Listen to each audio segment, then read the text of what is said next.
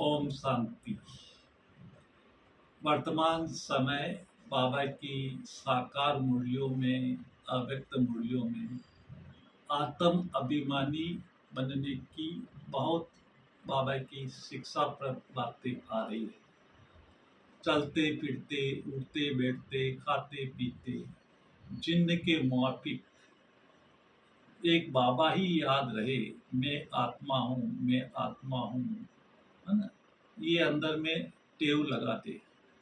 तो ये आत्मा का पार्ट पक्का करने के लिए, आत्म अभिमानी बनने के लिए बाबा ने हमें अनेक स्वमान दिए हैं। पर कई भाई बहन कहते हैं कि स्वमान का वो नशा नहीं चढ़ता।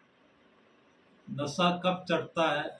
दुनिया में भी हम देखते हैं, कोई भी बड़ा पद पोस्ट वाला हो, चाहे जज है, चाहे कमिश्नर है, चाहे कलेक्टर है, उनको भी अल्पकालीन पद का नशा रहता है, क्योंकि उनको पता है कि मैं ये फलाना ऑफिसर्स हूँ।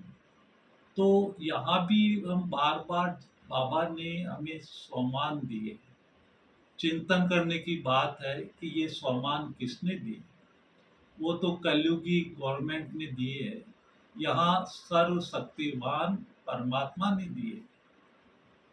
और उस परमात्मा के स्लोगन, वरदान, स्वमान, है ना, उसमें बाबा की दुआएं होती हैं, बाबा की आशीर्वाद होती है, बाबा के वरदानों में ताकत होती है।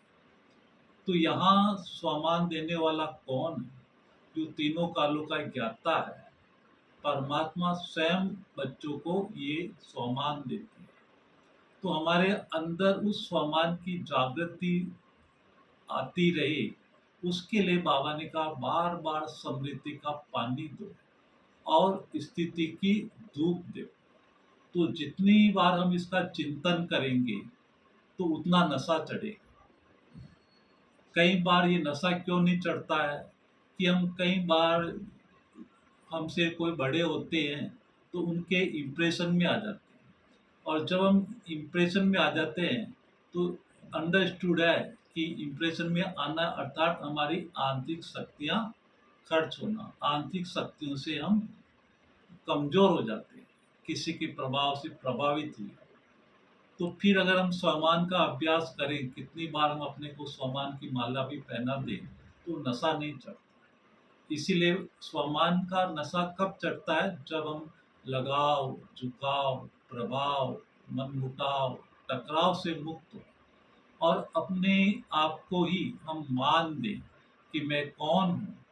और जितना हम अपने को मान देंगे, अपने से प्यार करेंगे, अपने से बातें करेंगे, तो नशा चढ़ेगा।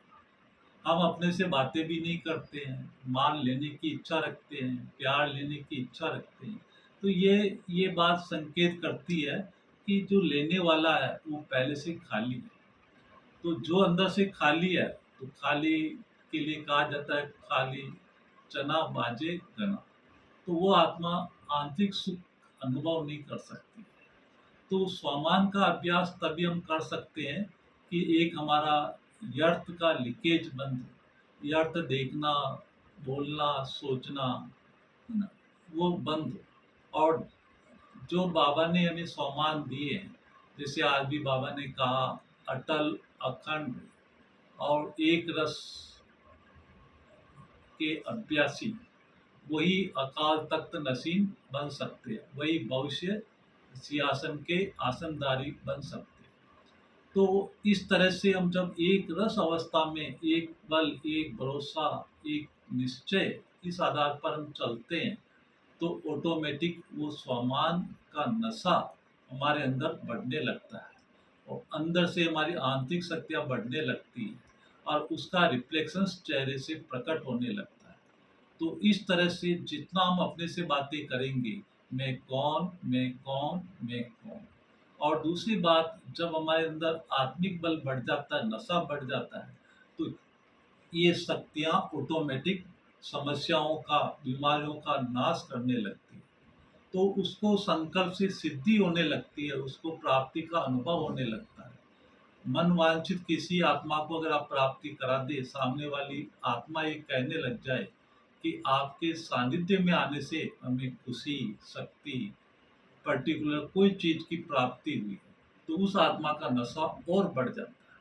तो इस तरह से जितना हम स्वमान में रहेंगे, औरों को सम्मान देंगे, तो ऑटोमेटिक धीरे-धीरे वो स्वमान हमारे चेहरे से रिफ्लेक्ट होगा और वो स्वमान में रहने से वो संकल्प की सिद्धि भी होगी, अनेक आत्माओं को हमारे द्वारा साक्षात्कार भी होगा। तो इस तरह से हम देहभान को खत्म करने की बहुत सहज विधि स्वमान में रहना, और जब भी हम कोई भी कर्म करें तो देहभान को खत्म करने के लिए करावनहार की स्मृति सदा रहे, तो कर्म योग का बैलेंस भी बना रहेगा। कर्म करते हुए कर्म में व्यवहार और बाबा की याद में परमार्थ दोनों सिद्ध होते रहेंगे। तो इस तरह से हर कर्म में हमें करावनहार बाबा है, करणहार आत्मा है, इसकी स्मृति रखने से हमारा देहभान स्वतः ही खत्म होता है। ओम शांति।